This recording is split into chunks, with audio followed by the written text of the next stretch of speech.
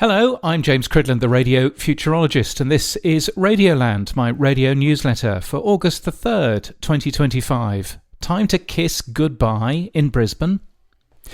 The UK's Radar radio figures came out this week. Matt Deegan has highlighted the serious warning lights flashing, he says, about young listeners. In 20 years, the time spent listening to the radio for those aged 10 to 18 has fallen by almost 50%. Meanwhile, Adam Bowie also crunches the numbers, pointing out that boom radio, targeted at those aged 60 or more, has new record figures. Audiences up 14.5%, and hours up an astonishing 49%. Success with the old, concern with the young, and it's all looking quite hard to attract younger audiences to listen more. Now hold that thought for a second. On Gold 101.7 in Sydney, the breakfast duo Jonesy and Amanda announced that they're moving to afternoon drive, and it doesn't take a genius to guess that this probably means Christian O'Connell's breakfast show on Gold 104.3 in Melbourne will be simulcast into Sydney. O'Connell is a class act. I worked with him in London, and Gold 101.7 already takes an hour of his show, so listeners will be at least partially familiar with what he does. Gold is owned by ARN, which also owns Kiis, which has simulcast Kyle and Jackie O's smutty, advertiser-unfriendly Sydney breakfast show into Melbourne. And while that has failed because of the dire polarising content of Kyle's show, the technology for networking is now tried and tested, and you can see ARN using it again to bring Christian into a new market. But you'll recall that there's a problem with young audiences in the UK, and you would assume that the same is true in Australia, although we don't see time spent listening in the same way here. But what about Brisbane? Well, ARN owns two radio stations here, Kiis 97.3 and River 94.9.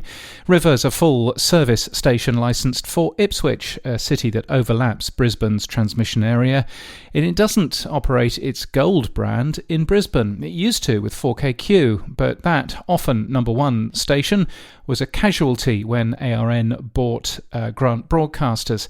Ownership rules limit you here to only two radio stations. On FM then, Brisbane has Nova, Fresh Hits and Throwbacks, with a 10.3% share. B105, Brisbane's number one hit music station, with a 12.2% share. Kiis, Brisbane's number one hit music station, again, 9.3% share. And the ABC's Triple J, the best new music from around Australia and the world, 4.5% share.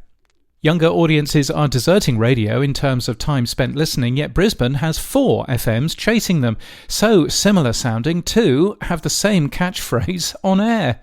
The only real oldies station in Brisbane is owned by 9 Radio, but operated by Ace Radio. It's called 4BH, Brisbane's home of great classic hits, and it operates on an AM frequency so bad that 4BC switched away from it. It's mostly voice-tracked from Melbourne, but with a breakfast show from Brisbane, and it's currently the number 4 station by share. At 10.1%, that's higher than Kiis. Triple M is oldies. It's currently number 1 in this market at 13.3%, but oldies, yes, kind of, but it's all rock and sport and tradies and blokes. There's plenty of space for competition. Older audiences aren't deserting radio. They love 4BH so much that they're willing to tolerate a mostly voice-track station on a bad AM frequency. ARN already owns a similar format and the advertisers, but no outlet in Brisbane for them. Its Kiis station isn't winning, and it's unlikely to, assuming Kyle and Jackie O comes here too. By all accounts, Kyle Sandilands is a notoriously difficult person to manage, and is someone who doesn't listen to direction. He's toxic to advertisers, does a show that unashamedly doesn't welcome in new listeners, and seems not to care about his show being a success. Christian is the polar opposite, someone who wants to succeed, who listens to direction, who works well with advertisers, and is eager for more success in the future. And Kyle's co-host, Jackie O, this week announced her retirement from radio in 2034 at the end of her current deal. It's hard to argue that she cares much either. Well, it's obvious, surely. Surely Gold 97.3 in Brisbane is the obvious choice for a format flip. The opportunities for a more female-friendly oldies station here is clearly obvious. And I'm not the only one to think that. I noticed that Mr. Brisbane has also suggested this in the past. Could you take it one further with networked Christian O'Connell at breakfast? Then mornings with Brisbane's Robin Bailey, who's currently one of Kiis's breakfast team, perfect for the audience. She's been on air here for over 20 years. She's already contracted with the broadcaster anyway, followed by Network Drive. And calling it Gold 97.3 4KQ for the first year at least would be even more astute, remembering that we're predominantly a diary-based market here. There are a lot of people in Brisbane who'd be delighted that 4KQ was back, and it would immeasurably help with marketing. ARN still owns that brand, you'd assume, so it's still valuable. And if the ABC was clever, surely they'd simulcast ABC Radio Brisbane onto FM as soon as they can, as a defensive move. Now, last week I was on BBC Radio 4's feedback programme produced by Whistledown, trying to explain why the BBC has turned off BBC Sounds, and also how you can listen. You'll find the audio if you check out my website at james.cridland.net. I also wrote a blog post about how to listen to BBC Radio overseas, which I will keep updated, and I hope you find it a useful enough guide to reshare. You'll find a link to that in the show notes as well.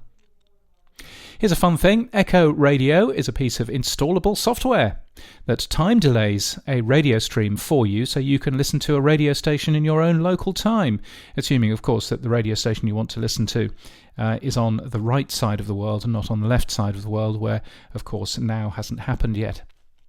And Triple J ran a hugely successful Hottest 100 of Australian songs a few weekends ago. It was one time when I listened to the radio in the evening, curious as to who was number one. In Excesses never tear you apart, so it turned out. It was simulcast across Triple J, Double J and Triple J Unearthed. Now, personally, I'd have simulcast it across all three stations but branded it Double J rather than Triple J. But it was a surprisingly captivating piece of radio. Game Changers Radio, the podcast, has some numbers in it of how popular it was, which is worth a listen, and a good debate as to whether or not it was a good idea. You can find the full chart by searching for it in your music app of choice. And thank you to Dave Charles of Media Results International for your kind support of this newsletter and my podcast and my work in general. They've got an experienced team over there. The company focuses on format, content development, sales, revenue generation, and Canadian regulatory issues, of course. And it's got experience in Canada, Australia, Malaysia, South Africa and other countries as well. Thank you, Dave. Much appreciated. And the website, in case you're wondering, is mediaresults.ca. Next, I'm speaking at Podcast Movement in Dallas in Texas, August the 18th to the 21st. And thank you to some excellent supporters, including Clyde Broadcast, Broadcast Radio, Meliora, and Radio King for your kind support. If you would like to support my work in any way, you can buy me a coffee, become a member to give regularly, or just give a one-off coffee, or 5.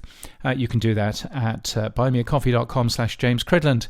I'm on Blue Sky as james.crid.land, or on Mastodon as james@bne.social, and my website has more details about who I am, what I do, and whether I can help you further. You'll find that at james.cridland.net.